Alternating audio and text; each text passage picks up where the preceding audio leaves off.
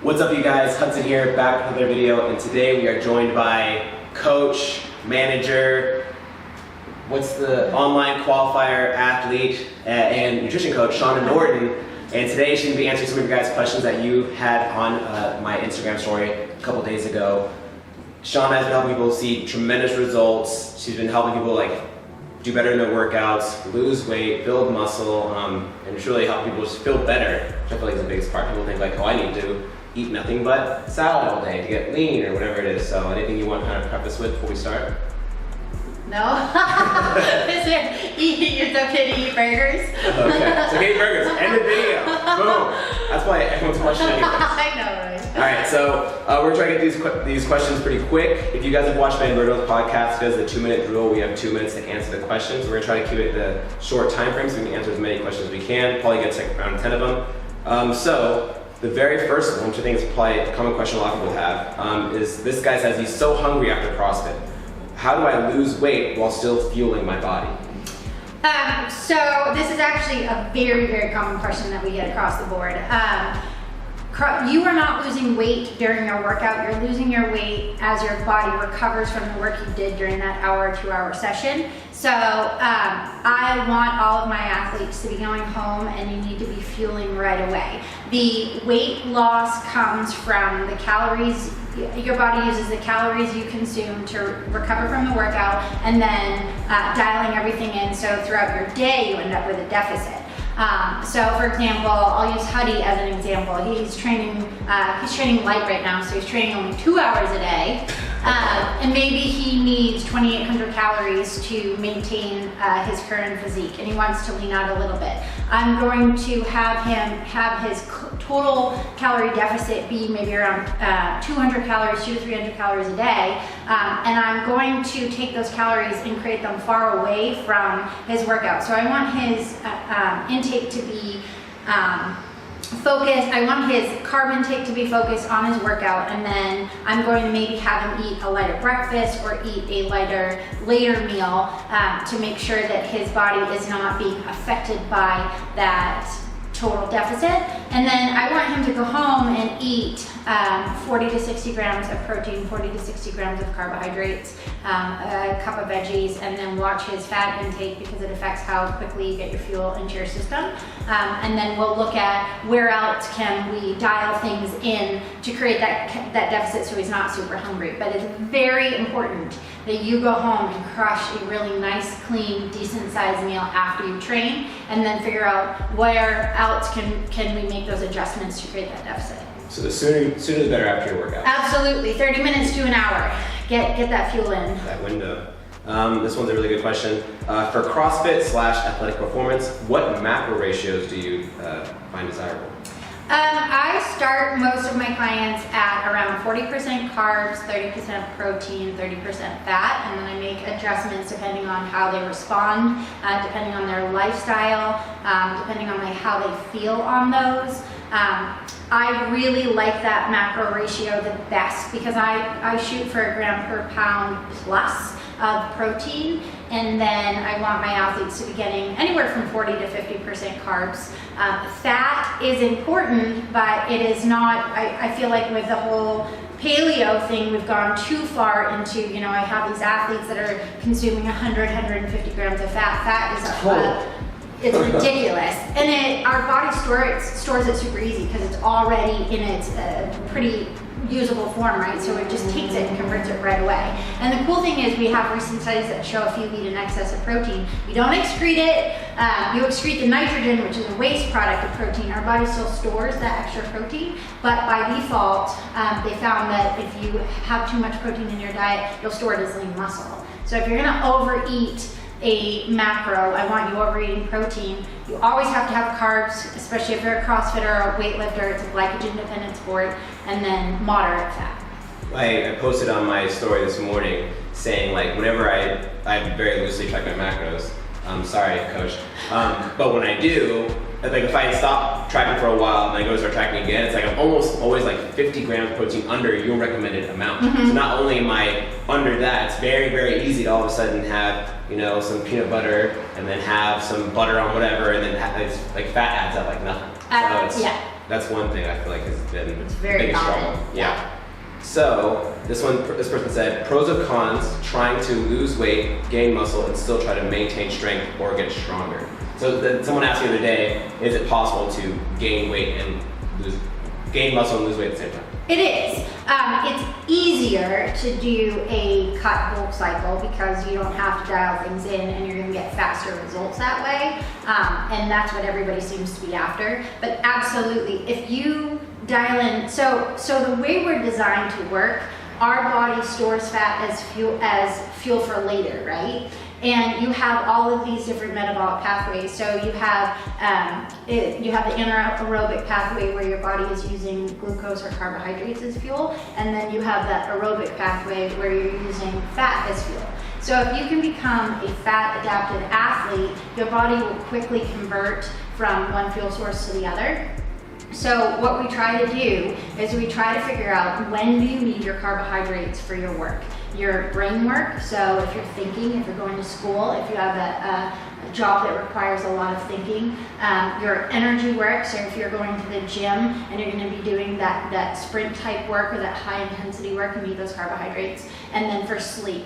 So we structure your carbs around the times when your body wants that as its preferred fuel source, and then the rest of the day, we situate yourself and your blood sugar so that your body will start to use fat as fuel when your carbs start to go low, and we try to modify or manage that feeling of drops in blood sugar so you don't feel like crap.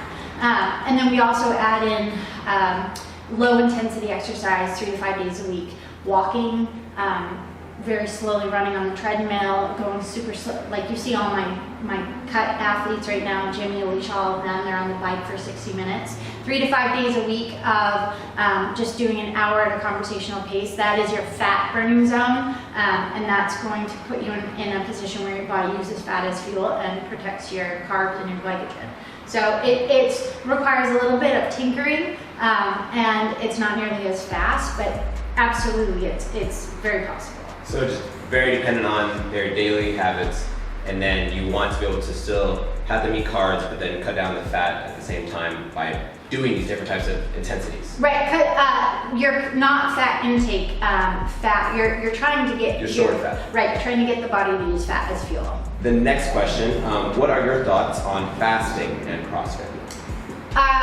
So I am not a fan of fasting in CrossFit at all. I'm a fan of fasting. Fasting is shown to prolong our lives. It is shown to be massively beneficial for our overall health. We have this thing called macrophagy, where when you are in a fasted state, your body actually will eat dead cells, and it gives our body a chance to truly rest.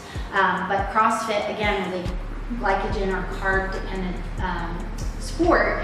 And when you go in a fasted state, and say, especially like if you're going in the morning and you slept all night, you don't have any glycogen in your system, and now you don't have any carbohydrates. Your body is not going to use your fat as fuel. It's going to break down your muscle. When your cortisol levels go up, cortisol is a part of the immune response / inflammation response. Your body will break down your muscle to manage the inflammation response, and it puts you in a really bad spot. So yeah, you need to be eating for CrossFit. If you want to do like a lot of people like to do the intermittent fasting, where you're doing from like you're eating from 12 to 8, and I want you training during that time you're eating. Mm-hmm. I think one thing I should have prefaced beforehand was the fact that like with most of these questions, it depends on, I guess, let me know what you think. It depends on what their goals are. They use CrossFit as a way to exercise, but they really want to lose fat. They don't really care if maybe they do lose some strength or they don't go as fast in workouts. Then I feel like it'd be okay for them to kind of do other methods. But then when you come to CrossFit, the goal is to get better, faster, stronger, all that kind of stuff. So if you can kind of maybe just like you mentioned with burning fat and then gaining muscle, you can make a slow, steady progress. Better than. Well, and I think depends on your goal. Right, and a lot of people see, again, you're not losing weight in that hour of CrossFit. You're losing weight because you've built muscle. Your resting metabolic rate is higher after because you've just built muscle, and then your body has to manage the recovery of building that muscle. So it's not like if you and I go for a 6 mile run, we're losing fat on that 6 mile run because our body's going to convert towards the end of the run and use fat as fuel. CrossFit doesn't work like that. So you're putting yourself up for risk of injury, risk of illness if you're going into it in a non-fueled state, in my opinion. I mean, every human works differently, but yeah, I don't encourage it for sure. This person said, I think this is probably a pretty big question a lot of people have. Why is my percent of body fat not changing much, even though the scale numbers are lower? So that's a super vague question, unfortunately. My gut or my shoot from the hip reaction to that would be that this person is probably not eating enough food, and they're losing weight, but their body weight's still, they're losing their body's muscle. still, yeah. Yeah. So as soon as our body fat percentages change because we gain muscle, lose fat. If they change and the body fat's going down, if it's staying the same and the weight is going down, then your body is using your muscle, and you're probably trying to do CrossFit in a fasted state is a perfect example. That's going to eat your muscle, or they're just exercising way too much and vastly under eating. Okay. This person says best way to gain muscle or mass while doing CrossFit 5 times a week. And let's assume that they already have their CrossFit classes already programmed strength portions where they should be getting stronger. They just need to be making sure they're eating to gain muscle. I mean, I'm guessing that's probably a boy. It's a boy. A man, sorry. And probably a man that is maybe they already struggle to gain weight. I've had a couple men that I've worked with here, and it's a project. If I had to choose between losing weight and gaining weight, I would choose losing weight every time. Trying to much more straightforward. Well, and it's just, I mean, the amount of food that they have to eat to beat their metabolism. They have these fires, these burning hot fires for metabolisms where everything they put in the system is immediately just like, I'm going to use that. And you're like, no, I would like you to build muscle. And it's like, no, we're just going to give you more energy. So, I mean, they have to be eating consistently 4 or 5 times a day at the minimum, and they have to be eating a crap ton of food, consuming a lot of fat at that point because they're trying to beat the system and have their body store. So let's say when you start people on nutrition, you have them do the 30-40-30? Or what are your typical starting points for macros? Yeah, 40% carbs, 30% protein, 30% fat. Okay, and then so let's say this person is following that macro protocol, and then they say, hey, I want to gain mass. What do you change it to? I just have them consume overall more calories. Yeah. Okay. All right. So this person said pre and post workout meals. I'll give you an example. I coach 7 p.m. class pretty often. People will come in and I'll do the workout and we're stretching and stuff. I'll say, hey, what do you guys have for dinner? Either 2 of the very common ones I hear are, the first one is I have my dinner before this, so they're not going to eat. They're going to go to bed maybe hungry. I don't know if they're going to go to bed hungry. And the second one is I'll probably have a protein shake, or I might have a salad or something really tiny after they've done 400, 500 calories of intense workouts. Right. So I like my athletes again to have 40 to 60 grams of protein and 40 to 60 grams of carbohydrates after they work out. Low fat, so 10 to 20 grams of fat. Before they work out, I want them consuming 20 to 30 grams of carbs at the minimum before they train in 90 minutes to 2 hours, depending on how quickly they digest food. And then I really like them having an easy digested protein.